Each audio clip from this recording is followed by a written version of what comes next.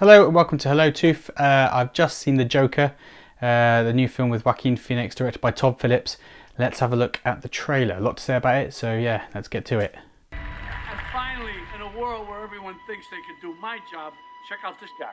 When I was a little boy and told people I was going to be a comedian, everyone laughed at me. Well, no one's laughing now.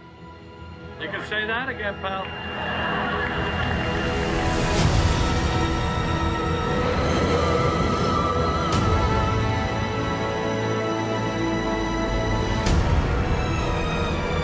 It's so awful, isn't it?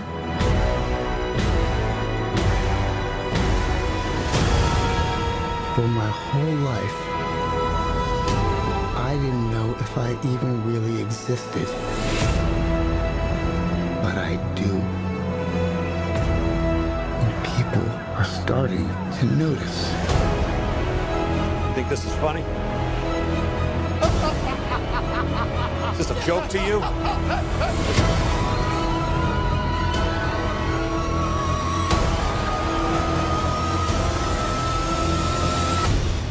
Murray, one small thing.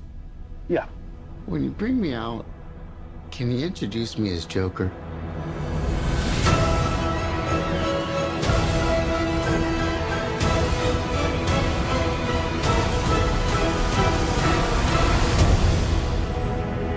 Send in the clowns. This film, I think, is going to split audiences into three categories. It's going to split it into audiences that love comic book films. It's going to split audiences into a category of knowing people who love 70s cinema and the idea of the anti-hero. It's additionally going to split audiences into a category of people who love films that have some kind of social commentary about the state of society and what we live in. So I'm talking like Ken Loach kind of lovers, or people who are kind of interested in the social demographics that come out of film. The comic book audiences are going to love this particular film because it's Joaquin Phoenix's performance as the Joker which really stands out, and also knowing it's from the DC universe, knowing it's the Joker, and knowing that we're trying to see the beginnings and the origin story, or one of the many origin stories that is the Joker, played by Joaquin Phoenix. The Joker being a very popular comic book character, and also a homicidal maniac who loves anarchy and chaos and everything to do with what is bad, and is obviously the arch nemesis of Batman. The audiences that love 70s style cinema are going to love this film because of the way it was shot, and also because the film itself has really got two major touch points in the film. Taxi Driver and The King of Comedy, two Scorsese films that Todd Phillips referenced in terms of making this film.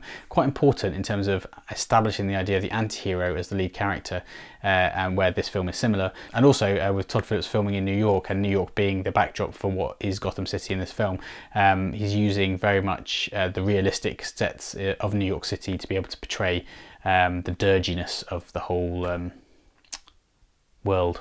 Basically, he films in New York, and it is a perfect backdrop for Gotham, because Gotham is supposed to be this dirty, grimy place, and at the same time New York can kind of do that, and also Todd Phillips didn't have to use that much green screen. What I wonder about is whether or not the film can really stand up on its own 2 feet in terms of making a social commentary. There is something about the Joker which obviously aligns with modern society, with this Trump-esque kind of aspect to the world that we're currently living in, because, like, you know, there's a very simple premise of, in this film, there's the rich get richer and the poor get poorer, and Arthur Fleck, Joaquin Phoenix's Arthur Fleck, is born out of this poverty, in the sense that he's come from a background where he actually, you know, doesn't have a lot. He's looking after his mother, and he's also suffering from mental illness. So there's that kind of social commentary aspect of, like, you know, the lone man kind of rising and kind of taking his ideology out on the upper classes. So that comes across in the film, and that social commentary line is very difficult in terms of justification, because I think with this particular story, the reason that I find it difficult is because really the source material is, you have a comic book villain that is the Joker. The Joker is known as a homicidal maniac, and also known as erratic, and has no cause to his chaos. There's no real method behind his madness. And sometimes there's versions of the Joker, like say Heath Ledger's Joker, where there is a method to his madness. But in this particular film, there is the idea that basically this Joker comes from a place of mental illness and from being downtrodden by people in middle to upper class society.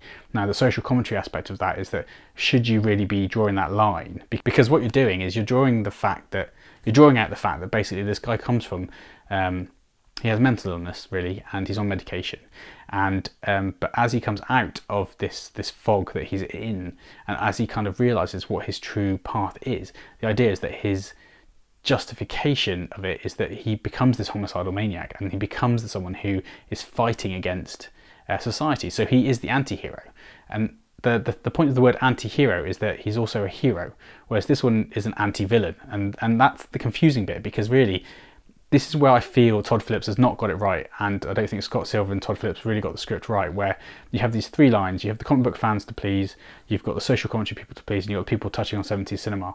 Now 70s cinema and comic book actually works, but the social commentary aspect doesn't really quite work, because you're justifying the killing of people through this veil of this anti-hero, when the fact is the anti-hero is a comic book villain who's a homicidal maniac.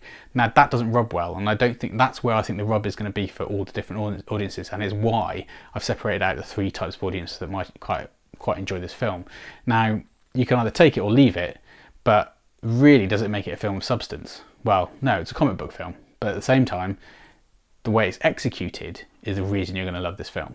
That's the best thing about this film. The way you look at it is that if you look at the cinematography, if you look at the framing, if you look at the performance of Joaquin Phoenix, as a film as a whole, it's absolutely stunning. It really is perfect in terms of the realization of what it takes to be, I think, on the level of a 70s kind of style homage cinema film, anti-hero kind of film. It works.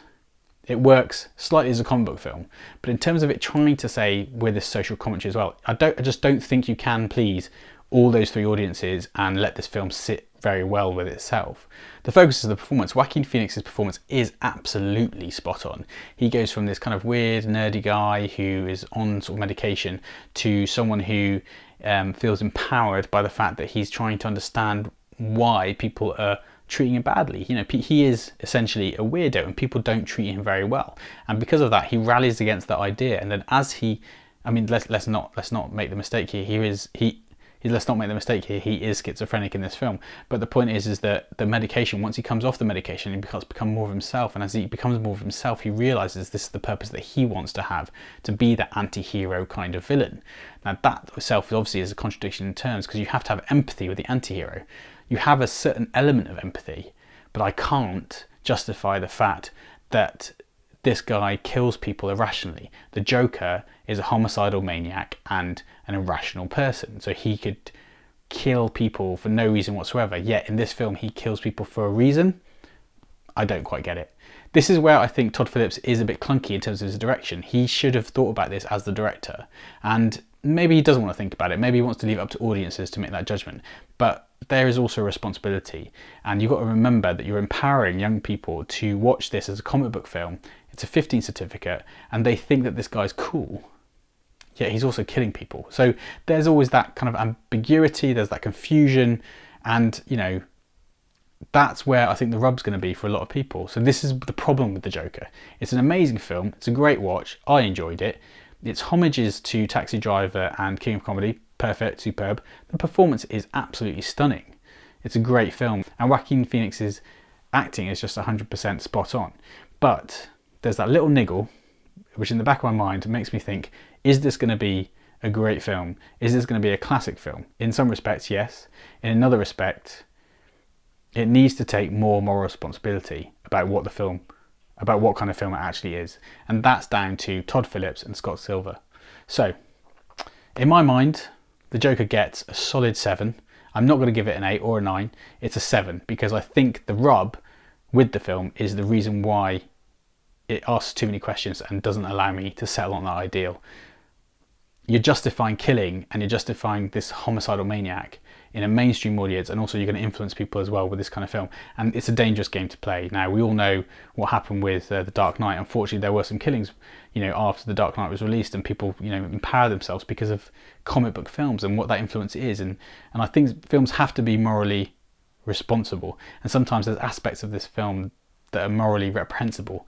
So we have to be careful in this day and age. While I still love it, and while it could be one of the most outstanding films of the year purely because of Joaquin Phoenix's performances, I think the responsibility that the filmmakers had in terms of making this film has gone slightly astray.